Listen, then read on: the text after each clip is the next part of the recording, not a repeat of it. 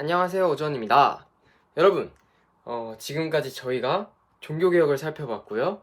그 다음에 르네상스도 굉장히 열심히 살펴보았습니다. 우리가 지금까지 두 개의 시대를 그렇게 열심히 살펴보면서 왔는데 우리의 책인 구우어살은 제3의 시대를 생각해놓고 있었나 봅니다. 그래서 오늘은 제3의 시대인 이 근대 과학에 대해서 알아보려고 합니다. 일단은 첫 번째로 근대 과학의 시기에 대해서 알아보도록 할 텐데요. 아까 앞에서 얘기했듯이 근대 과학은 르네상스와 종교개혁의 시대에 함께 일어나게 되었습니다.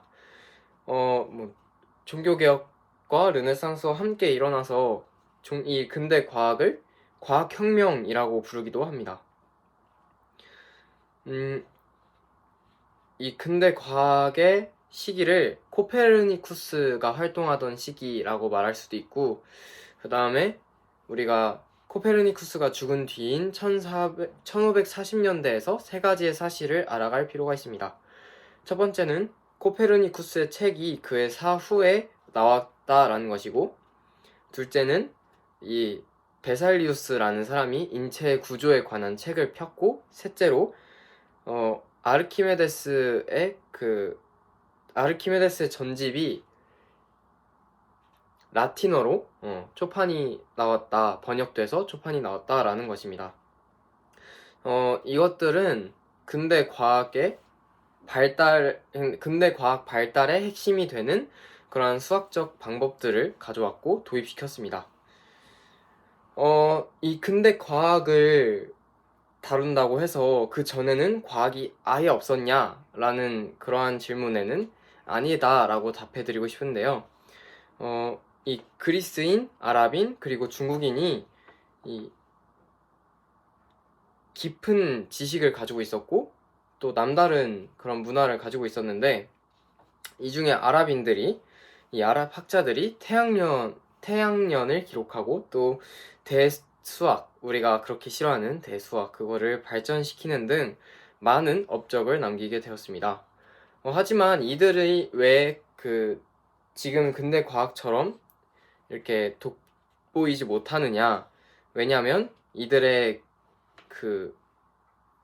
기반이 관찰보다는 권위를 더 사용을 해서 아리스토텔레스주의와 신플라톤주의 영향을 받아서 관찰로 실험을 하는 것보다는 권위에 따라서 논리학을 사용했다라는 점에서 그렇게 부각되지 못했다라고 할 수 있을 것 같습니다. 그래서 근대 과학자들이 이런 신플라톤주의와 아리스토텔레스주의에서 벗어나려고 했는데, 그렇게 해서 이들이 근대 과학의 기초를 놓을 때 아리스토텔레스의 사상이 잘못되었다는 것을 증명하는 것부터 시작되었습니다. 이 로버트 그로스테스트라는 사람이 있는데, 이 사람은 아리스토텔레스 사상의 과학으로부터 벗어나는 철학적인 기반을 놓게 되었습니다. 또 로마 교회가 갈릴레이를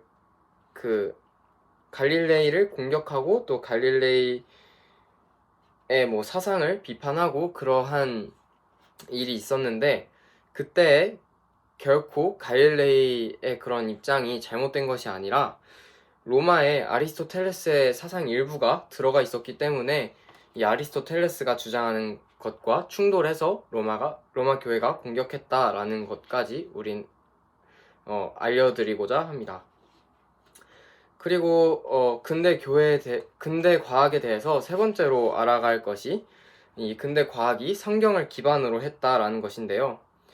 이 성경이 가르치는 것과 전혀 대립하지 않았고 오히려 성경이 가르치는 것에 근거했다라는 표현이 더 잘 맞을 것 같습니다. 이 근대 과학자들이 과학이라는 것 자체가 기독교 세계관으로부터 출발했다라는 것을 인정을 하고, 또 이 과학자들이 우리가 살고 있는 세계가 이성적인 하나님에 의해서 창조되었기 때문에 사람들이 이성에서 자연과 이 우주에 대한 참된 것들, 즉 과학적인 것들을 찾아내는 것에 대해서 놀라지 않는다라는 것입니다. 여기서 우리가 짚고 가야 될 게 세 가지가 있는데요. 이 창조된 질서의 합리성이 종교개혁의 특징적인 강조는 아니었다라는 것을 기억해야 합니다. 이것이 종교개혁 이후에 이렇게 창조의 질서다라고 나온 게 아니고 원래부터 종교개혁 전부터 있었는데 그걸 우리가 지금 발견한 것이다 라고 봐야 하고요. 또 둘째로 과학에서 창조적인 작업을 할 수 있는 사람은 기독교인뿐만이 아닙니다. 우리가 앞 전전 강의였던가요? 살펴보았을 때 기본적으로 우리가 창조될 때 하나님의 창조성을 가지고 받았으므로 우리가 기독교인이 아니어도 창조 활동을 할 수 있다는 것이고, 그리고 세 번째로 모든 과학자들이 기독교인은 아니었습니다. 하지만 이들이 기독교가 만든 사상 속에서 살고 있었기 때문에 이 창조적 작업이 지속될 수 있는 그런 기반이 된다라고 알아주시면 좋겠습니다. 그리고 저희 다음으로 근대 과학에 대해서 살펴볼 것은 이유보다는 방법에 더 집중을 했다라는 것인데요. 왜냐면 이 하나님께서 합리적으로 이 세상을 창조하셨고 그 창조하신 세상에 질서가 있는 것을 이 과학자들이 알았기 때문에 왜 이런 일이 일어나는가에 대한 이유보다는 어떻게 이 일이 일어나느냐에 대한 방법에 더 신경을 썼다라는 것입니다. 그것은 이렇게 생각할 수 있는 이유는 이들의 생각이 우주를 창조하신 하나님으로부터 출발했기 때문입니다. 즉 이들의 관심사가 우주가 작동하는 방법에만 있었다라는 것이죠. 이 근대 과학에 대해서 과학자들의 견해들이 있는데요. 이 과학자들의 견해는 제일성이라고 할 수 있습니다. 하나님은 인과 원칙에 따른 우주를 창조하셨기 때문에 우리는 그 하나의 결과에서 그것의 원인을 알 수 있습니다. 이 사물들은 인과 원칙의 연속 선상이 있어요. 왜냐면 바람이 불면 풀이 흔들린다. 불이 나면 나무가 탄다. 이런 식의 인과 원칙이 있지만 그 방향이 하나님이나 사람에 의해서 변한다는 것입니다. 쉽게 말해서 하나님께 고유한 자리가 있고 또 인간에게도 고유한 자리가 있다라는 것입니다.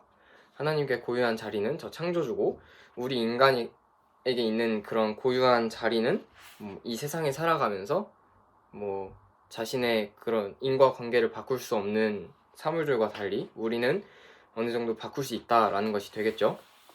그래서 이 기독교 세계관의 결과가 무엇이냐? 기독교 세계관의 결과의 기독교적 기반에서 사람들은 우주에 관해서 무언가를 우리가 발견할 수 있을 것이다 라는 희망을 가지게 되었고 또 확실성을 가지게 되었습니다. 기독교 세계관은 객관적으로 연구할 수 있는 그런 실제하는 세계가 있다라는 것을 보여줍니다. 그렇게 해서 더 확신을 가지고 이 창조 세계를 자연을 연구하는 것이고요. 그리고 둘째로 세계가 발전할 가치가 있고 그리고 사람들은 창조 세계를 연구하고 있다라는 것입니다. 이 처음에 앞서 얘기했던 중국과 이슬람 그리고 그리스인들은 그렇게 뛰어난 지식과 좋은 문명을 가지고 있었지만 과학에 대한 관심을 잃게 되었습니다. 그 기반이 기독교 기반이 아니었기 때문이죠. 하지만 기독교 기반에서 활동하던 과학자들은 객관적 진리가 그 성경에 있었기 때문에 자연으로의 탐구를 계속할 수 있게 되었습니다. 결정적으로 정리하자면 오늘 강의에 있어서 제3의 시대, 즉 과학혁명, 근대 과학은 종교개혁 그리고 르네상스와 함께 일어났다라는 것과 그리고 또 이 근대 과학이 성경을 기반으로 해서 일어났다라는 것을 우리가 알 수 있습니다. 경청해 주셔서 감사합니다.